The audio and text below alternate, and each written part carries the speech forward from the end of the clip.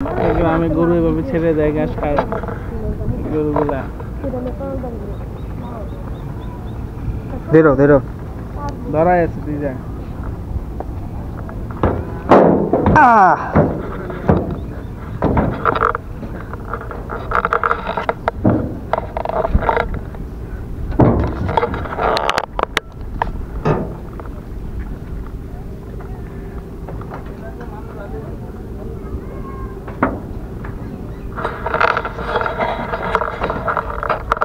আসসালামু আলাইকুম।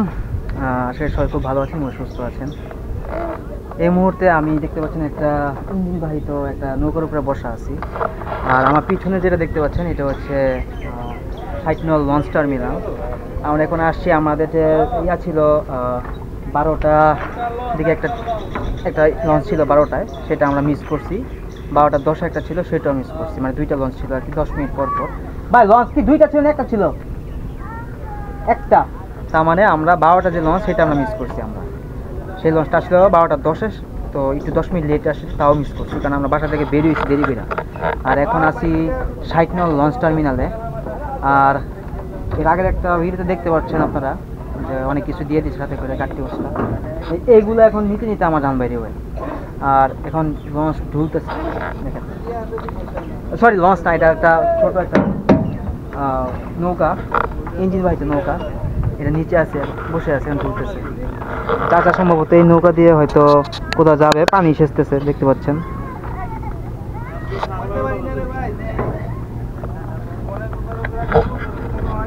তো আপনারা যারা যারা চাঁদপুরের টোটাল ভিডিও দেখছেন, ব্লগগুলো দেখছেন, আই হোপ আপনাদের সবার ভালো লাগছে। আমি এখন একদম লঞ্চের উপরেই, সরি, লঞ্চ করতে করতে আসলে আমি এটারে লঞ্চই বানাই ফেলছি। এটা হচ্ছে একটা ইঞ্জিন বাহিত একটা নৌকা, এটার উপরে এখন দাঁড়ানো আছে। আর এটা দিয়ে আপনারা এবার নাড়ায় ইয়া করা হয়, বাম ডানে ঘোরানো হয়। এখান থেকে আরেকটা লঞ্চ এখানে নোংর করা আছে। লঞ্চ না, এটা হচ্ছে নৌকা। আরেকটা নৌকা নোংর করা আছে এখানে, সেটা হচ্ছে এখান থেকে ওখানে যেতে পারবো খুব ইজি, আপনারা দেখতে পাচ্ছেন। আর এই পাশে আছে আপনাদের বাজার, এটা সম্পূর্ণ একটা মানে লঞ্চ টার্মিনাল থেকে, এটা লঞ্চ টার্মিনাল 7 নং লঞ্চ টার্মিনাল থেকে এখান থেকে পার হয়ে তারপরে এখানে গেলেই ছোটোখাটো একটা বাজার। এখানে এই লঞ্চ টার্মিনালকে কেন্দ্র করে এখানে আসলে কিছু স্থাপনা গড়ে উঠেছে, সেটা আসলে কি বলে এটাকে, কিছু দোকানপাট আছে এই আর কি। আর এখানে দেখতে পাচ্ছেন আরেকটা বড় একটা ইয়ে দেওয়া আছে, এটা দেখতে পাচ্ছেন একটা পিলারের মতো দিছে, গ্রিন রেড তারপরে গ্রিন, মানে রেড পয়েন্টে যদি যায় তাহলে বুঝতে হবে যে এখানে সম্পূর্ণ এলাকাটা বন্যা হওয়ার প্রবণতা সবচেয়ে বেশি। আর এটা আরেকবার আসছিলাম, সেটা আপনার এপ্রিলের দিকে যখন ছিল বর্ষা ছিল। সেই বর্ষার সময় যখন আসছিলাম তখন পানিটা একেবারে প্রায় মানে লাল দাগ ছুঁইছে অবস্থা ছিল।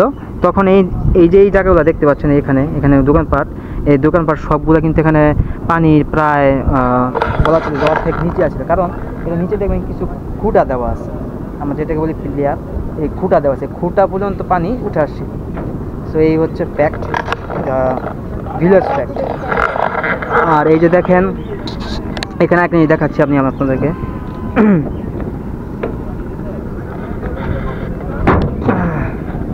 এই দেখেন এখানে কিন্তু কচুরিপানা ভরপুর, পুরাটা কচুরিপানাতে ভরা।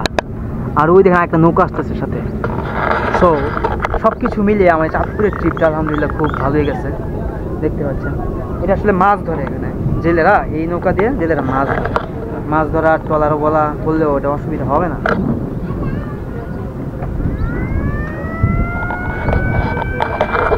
এই যে দেখতে পাচ্ছেন আরেকটা নৌকা, এটা কিন্তু আসতেছে।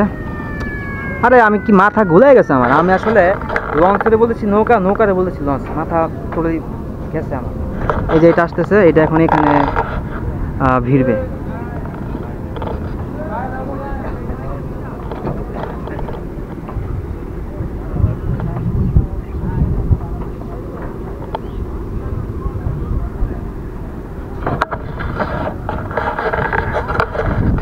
খুব সুন্দর পরিবেশ, তাই না?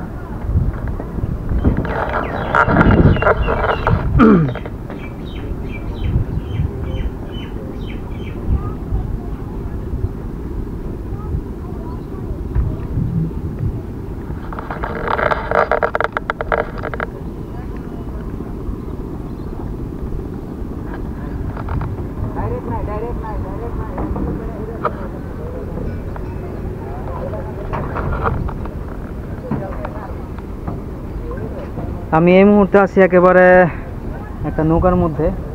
আমার একদিকে ব্লগিং চলতেছে আর এটা আপনাদেরকে দেখানোর জন্য দিচ্ছি। দেখেন কত সুন্দর এলাকা। এটা হচ্ছে চাঁদপুর যাচ্ছে। হ্যাঁ, আমরা এরকমই একটা লঞ্চ দিয়ে আমরা আসছিলাম গতকালকে। আমার দুইটা ক্যামেরা ওপেন আছে, this one and this one. তো এরকম আরও ভিডিও দেখতে আমার ইউটিউব চ্যানেলটা আপনাদের সবাই যেতে হবে এবং সাবস্ক্রাইব করতে হবে। অঞ্জন হাসান যে ইউটিউব চ্যানেল আছে ইউটিউবে, সেটা সাবস্ক্রাইব করবেন। ইউটিউবে গিয়ে সার্চ করলে পাবেন অঞ্জন হাসান, তারপর সার্চ করে যে চ্যানেল আছে সাবস্ক্রাইব করে দেবেন। আর দেখতে পাচ্ছেন মানুষজন এখন এখানে কিছু মানুষ নামতেছে, কিছু মানুষ উঠতেছে।